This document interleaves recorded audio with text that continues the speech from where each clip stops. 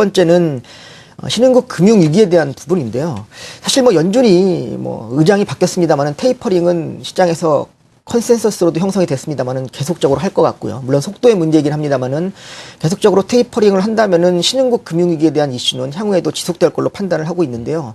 물론 신흥국 내 차별화는 당연할 겁니다. 그리고 어제 한국은행 총재께서도 말씀하셨지만은 한국은 상당히 그 기초 체력은 튼튼하다고 보고 있기 때문에 한국은 예외라는 판단을 저희도 하고 있습니다. 그렇지만은 그 전반적으로 기초 체력이 부족한 국가, 다시 말씀드려서 1년 내에 돌아오는 단기 외채 대비해서 외환보유고가 좀 적다든지, 그리고 적자, 그러니까 경상적자, 수입보다는 지출이 많은 이러한 나라 같은 경우에는 계속적으로 위험국가로 거론될 수밖에 없는 그런 상황이기 때문에 많이 거론이 되고 있는 그런 국가들은 상당히 좀 조심을 하셔야 될 것 같고요. 네.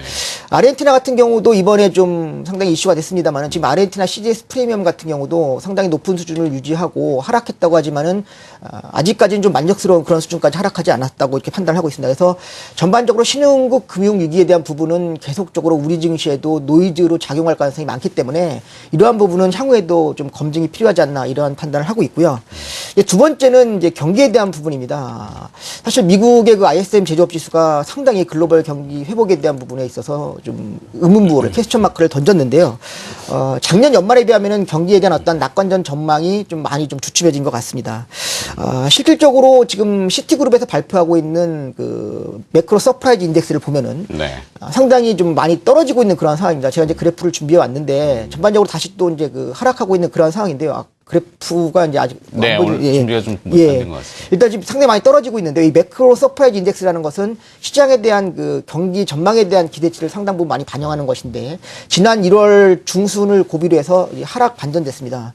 이게 다시 상당 부분 밑으로 내려오거나 그래서 글로벌 경기에 대한 어떤 기대감을 완전히 떨어뜨리든지 아니면은 다시 기대감이 형성되려면 이게 반등으로 반전을 해야 되는데 전반적으로 매크로 지표라는 것이 하루아침에 검증되는 부분이 아니기 때문에 시간이 필요할 것 같고요. 실제로 이번에 미국 경기 지표 부진에 대해서는 그 기후적인 요건, 악천후 때문에 그렇다는 부분이 많은데 이거는 2월하고 3월을 통해서 확인을 해야 될 것 같고요. 이번에 좀 특이했던 것이 1월 고용이 좀 부진했습니다만은 기후의 영향을 가장 많이 받는 것이 건설 쪽인데 오히려 건설 쪽에서는 취업자가 늘었거든요.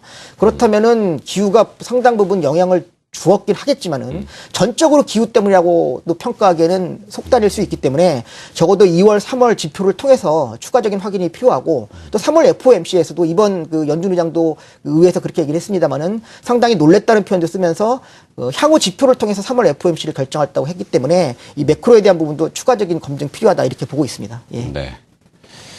그렇죠. 이제 매크로 경제 서프라이즈 지수라는 그 시티그룹에서 발표한 이 선형 그래프가 사실은 한 번에 확 움직이지는 않지 않습니까? 그렇습니다. 굉장히 예. 속도가 느린 편인데 그 시차를 두고 이 연말 연초의 그 계절적인 효과는 사실 이 계절 날씨만으로 치부하기에는 아직은 좀 퀘스천 보호가 있다. 그렇습니다. 네, 2, 3월 정도는 한 번 더 봐야 될 것이다. 이렇게 해주셨습니다.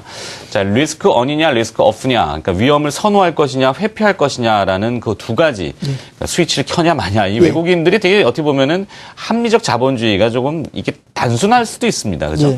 자, 외국인 투자자들은 아직까지는 리스크 언을 확실하게 보여지지 않고 있습니다. 위험을 조금 회피하는 이런 현상들이 있는 것 같은데요.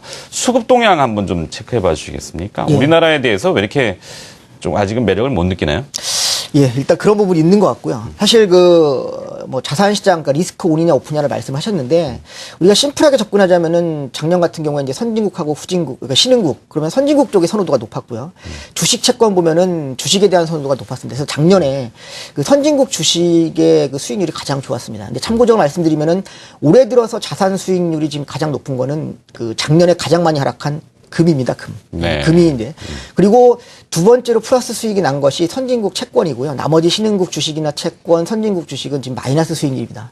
이렇게 본다면 금하고 선진국 채권이라는 것은 안전자산, 말씀하신 그 리스크를 회피하는 그러한 자산이기 때문에 뭐 리버스 로테이션 얘기까지 나오고 있는데 제가 봤을 때 그럴 것 같지는 않고요. 여전히 올해는 선진국하고 신흥국 쪽에 어느 쪽을 선호하냐 하면은 선진국 쪽에 비교우위가 있다고는 말씀드릴 수 있겠는데 주식 채권이면 여전히 올해도 작년과 마찬가지로 주식 쪽에 비교우위가 있다고 저는 판단을 하고 있습니다. 근데 그 우리 앵커께서 지적하셨다시피 외국인들의 행태를 보면 또 그런 것 같지가 않거든요. 근데 그 한국 시장에 대한 어떠한 주식에 대한 투자 매력도가 외국인들이 예년 같지 않은 것 같은데요. 저는 이 부분을 국내 기업들의 실적에서 좀 찾고 싶습니다.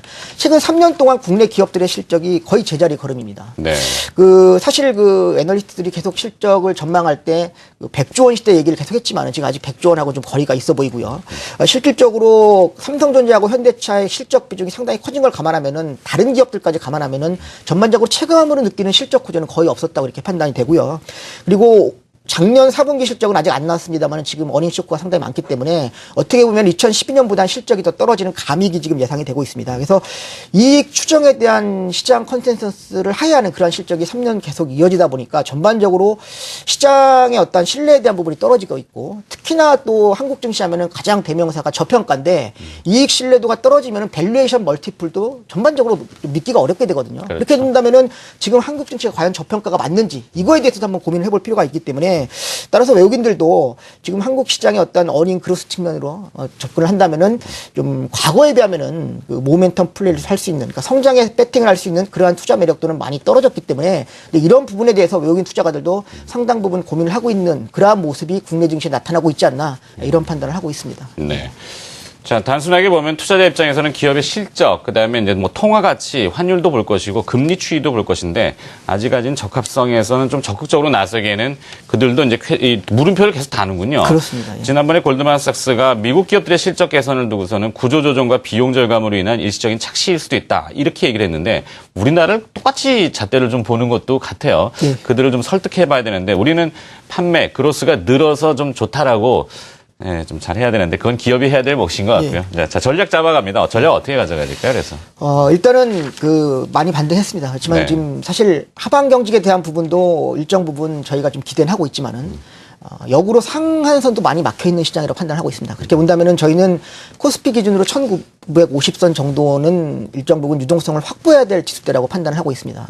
앞서도 지적을 해드렸지만은 글로벌 금융시장에 던져진 메시지라든지 그리고 매크로 금융 환경에 대한 특히나 글로벌 환경에 대한 검증을 필요한 그러한 따라서 투자가들이나 시장에서 확인 심리가 지금 시장에 많이 저변에 깔려 있기 때문에 그러한 판단을 한다면은 어떠한 앞서도 말씀드렸듯이 추세적인 시각을 갖고 시장에 접근하기보다는 어떤 매매 타이밍을 잡을 수 있는 그러한 것이 상당히 중요하다고 판단하고 있기 때문에 일단은 현 시대 중심에서는 오히려 좀 일정 부분 비중을 줄여가는 그런 것이 맞다고 생각을 하고 있고요. 향후에 글로벌 경기에 대한 부분이라든지 아니면 신흥국 금융위기에 대한 부분이 일정 부분 확인되는 것을 검증하시고 나서 네. 본격적으로 시장에 대응하셔도 좀 늦지 않다는 그런 판단하고 있습니다. 그렇죠. 예. 사실